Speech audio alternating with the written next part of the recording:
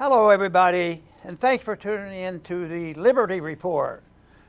Today we do not have a co-host, but we're going to have a special guest. We'll be introducing him in a minute. We've also had a little bit of weather in Texas as usual, but we're ready to go, and we're going to be talking about a special subject that we talk about all the time, and that is on gold. But we have as our special guest Phillip Patrick, who is the chief economist at the Birch Gold Group.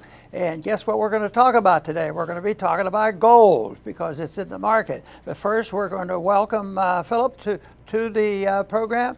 Phillip, welcome to the program today. Thank you for having me, Dr. Paul. Okay, very good. You know, there's a lot in the news right now about the markets and gold. There's an election going on, and that's playing a role. The markets, are amazingly strong considering the fundamentals. The fundamentals are horrible, but they still plod along. And yet we noticed that just recently at the meeting that where Powell was, he was showing us some worries because all of a sudden the announcement shifting gears, and that's what I want to start off with, Phillip, is the whole thing about his shifting of gears, on monetary policy, and all of a sudden, we got to lower interest rate, and that's usually a sign that he's worried about something. And I wanted to get your opinion on what you think this means, about shifting gears, and now all of a sudden saying, well, inflation, the markets aren't too bad. We have inflation under control, and the employment statistics look good, which is all fudging, if not lying, to us. So how do you assess this whole thing about it looks like they're going to be lowering interest rates even a little bit more than they even hinted a little while ago? And if there is a reason for it, do you think it's going to do any good?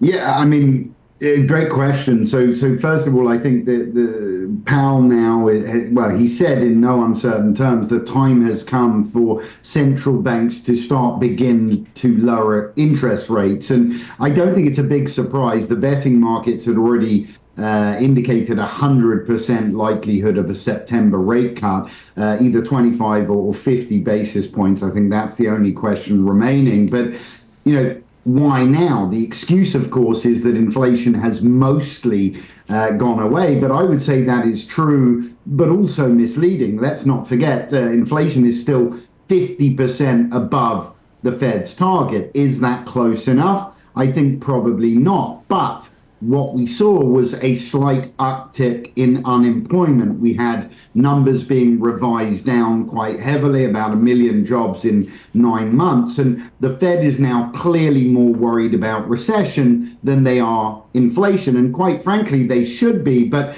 the problem is that over the last 11 recessions, the Fed interest rate cuts have come after the recession has already begun. So even if they do cut rates in September, almost everyone agrees will be inevitable. It's almost certainly too late to prevent a recession. And I can't imagine we're not going to see an uptick in inflation if they continue down that path. So I don't think it's going to have a dramatic effect, and it may cause bigger problems with inflation longer term.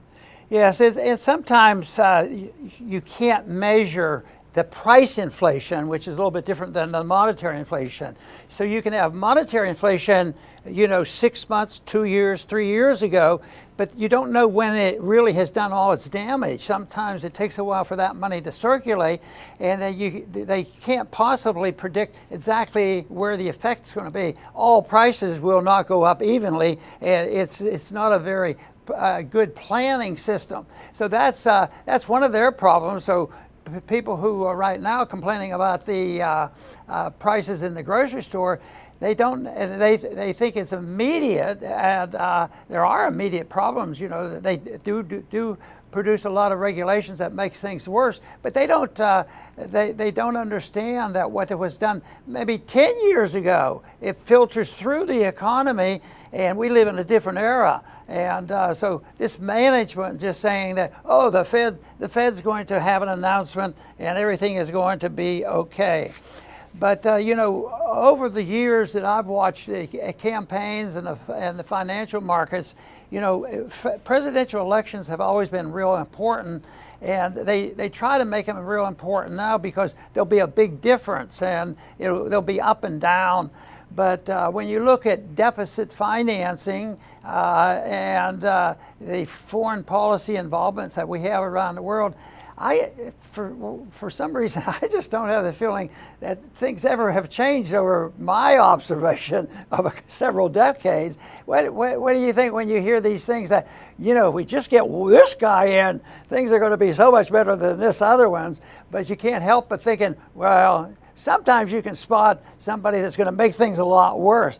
Do you find this is pretty difficult to make your assessments in the economy when we don't know exactly how the market's going to react and who's going to win the election and who's going to win the election? I think it's sort of up for grabs. What do you think?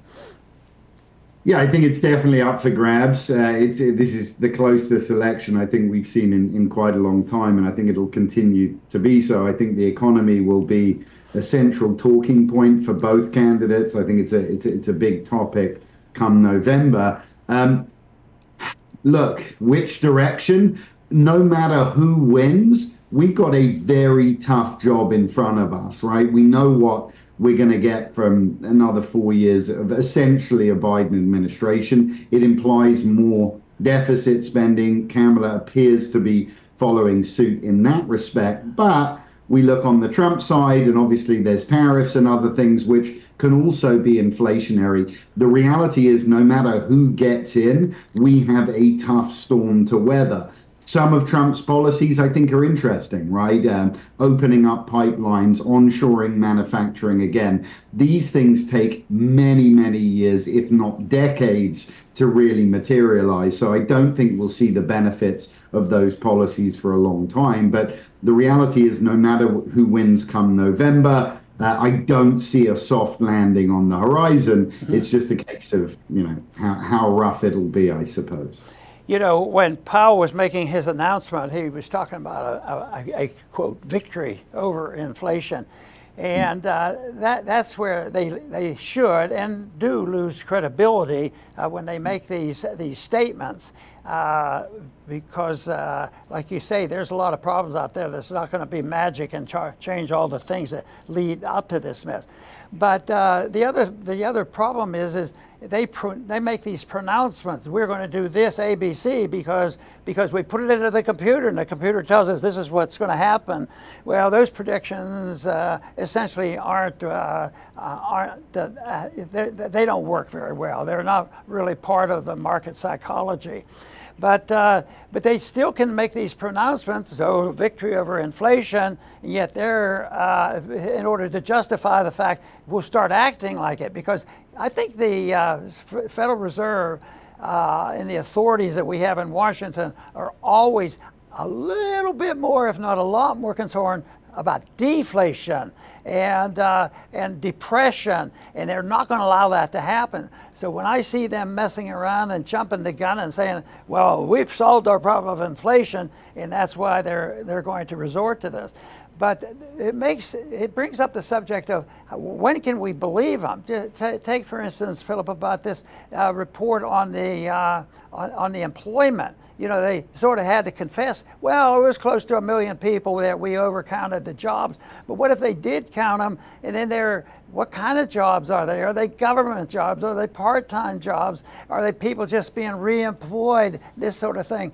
So I don't know. I would think you have a pretty decent job to try to sort out, you have to deal with the statistics and what the people are going to think about it, but really and truly knowing what is true and isn't. So I think that it really puts a lot of pressure on the economists trying to figure this out, and also on the political people who have to keep fibbing to us to perpetuate the lies. I mean, I agree vehemently, and I think the people realized it, right? We've been told by the administration for the last couple of years how great the economy is, how inflation's coming down and GDP's up. And, the reality is it hasn't felt like that for us as individuals. It hasn't been our reality. And like you said, the numbers have been revised down aggressively, right? A million jobs. They overstated job creation essentially by 30%. Now, the keystone of Bidenomic accomplishment essentially just vanished before our eyes. Now, you mentioned the issue as well. Look at where the job growth came, right? It came in two sectors, right? Government jobs and healthcare. That's it, right? So this isn't sort of a broad boom. This is coming in one sector, and it's paid for by deficit spending, which is ultimately just inflationary. So I think it's a big problem that we can't trust the numbers. The Federal Reserve have said time and time again that they're data dependent and they're acting based on the data. Well, if the data is this far off, it's a problem. Yes, and there's a lot of people watching our program, and most of them are probably investors to some degree in gold or thinking about it seriously. But a lot of people will say, well, is it too late to do it? Gold is $2,500. Is this still a good time? How do you answer that? I think you partially answered it just a few minutes ago, but to say, well, this might be a good time to just take a rest, because maybe the dollar price of gold, the ratio has changed so much that gold is not as an important haven as it might have been 5 years ago. I mean, look, I would say it's more important today than it's ever been, at least in my lifetime. So to talk about gold and current pricing, so first of all, we are close to all-time highs in terms of a nominal amount, but in terms of value, we're way off all-time highs. I mean, the real highs in gold came in January of 1980. Gold hit $850 an ounce. If we were to adjust that to inflation, that would be the equivalent of around $3,300 today. So I think we got quite a lot of scope to move just to be back at it, inflation-adjusted highs. Then we look at what drove gold to the highs in the 80s. It was a climate of stagflation, one of stunted economic growth coupled with inflation, very similar to the one we're in today. But I think there are some key differences today. Number one, the options out there are limited. Back in the 70s, you could beat inflation keeping your money, your cash in the bank. That option today, at least real inflation, has disappeared. The second and bigger issue of the two, and you alluded to it, the US dollar was the king in the 1970s, and today that position is slowly changing around us. We are dealing with de-dollarization around the world. I think that will escalate, and ultimately that bodes very, very well for gold prices. As you know very well, Dr. Paul, gold's prices are simply a reflection of the dollar's value, and if the dollar continues to slide, the sky's the limit for gold prices. I find it interesting because not too many people use a reference that you did, and that is the $800 in 1980, because indicating that may have been the real value or a hint of what's coming. But markets are not, you can't predict them. They don't go smoothly. You look at a couple of statistics, put it in the computer, and you draw a line, and this is where things are going to go, because there's a lot of people buying and selling and a lot of effect. And sometimes they overreact. Like I think most of the time they do react, and and the market calms it down. So $800 probably at that time might have been telling us about the future and a gauge for the future, but it still wasn't going to last for a long time. So it took a long time even been 20 years of that softness for gold. But that I think is something that is so important. But gold then was probably overbought at 800. But what was it at the turn of the century, at the year 2000? It went down to under $300, which is amazing. And so this whole thing about, is it still too late to buy gold and this sort of thing? But I thought your answer was great for that, because of the circumstances and the uncertainty is what we have to deal with, and the people who want to protect their wealth, that is what they have to do. I want to mention one other thing just to emphasize this business about gold. It was in the news this week. Somebody made the calculation of what's the value of a 400 ounce gold bar, and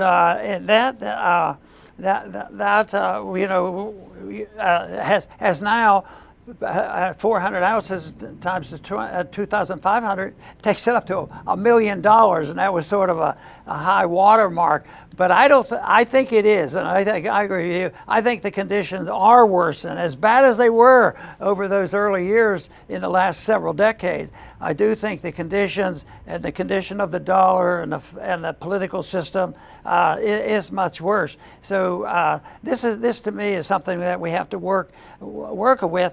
And also, I'd like you to talk a little bit about Birch Gold, because that's what you work for, Birch Gold, and I work for Birch Gold. I partner with them, and we try to get more people protected and not say, oh, it was up too much this week, I'm going to wait till next year. And I don't agree with that philosophy. If people have investment money and they have no protection and they need a little more, that's when I think they should consider buying gold. What do you think? I agree vehemently, and for us at Birch Gold Group, the key is information. It's why we love coming on shows like yours that inform people, because with information, I think comes power, comes knowledge. So for your viewers, it's very simple. All they have to do is text RON to 989898. Again, RON to 989898, and what that will do is to give them access to a free information kit on why to buy precious metals today, talking about things that you and I have discussed, but also how to do it for those with a retirement account or cash sitting in a bank that's losing to inflation. We can show them how they can move portions of retirement account or cash in the bank and protect it with physical precious metals. So information is key. I think, the problems can be daunting, but the more understanding you have, the more solutions start to present themselves, and we start to realize we can get through almost any financial climate just by being preemptive and being in an asset class that is conducive for the climate. And I think today precious metals do have an advantage. Yes, and I think the more the merrier. The more people who are protected, the better off all of us will be if we're in the conditions where survival is the big issue. And I believe that's a possibility. But if you have more people involved, that's helpful. But we also have to contend with another issue that I deal with a lot as well, and that is dealing with our personal liberties. What is our government really doing? Because that's what we're talking about. The result of bad government that has reflected the ability to get the people generated to support all wars and all welfare, and the deficits don't matter, which comes from Keynesian type economics, and we've been following this.